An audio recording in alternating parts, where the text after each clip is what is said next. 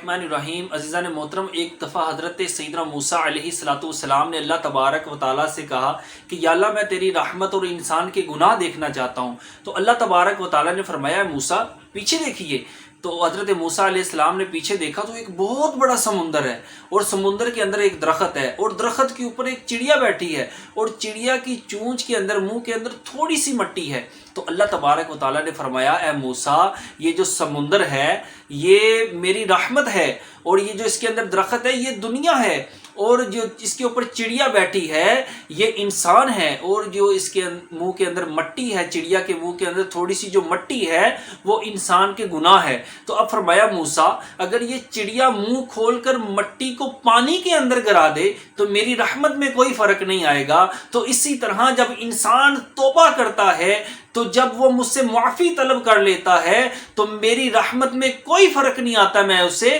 معاف کر دیتا ہوں۔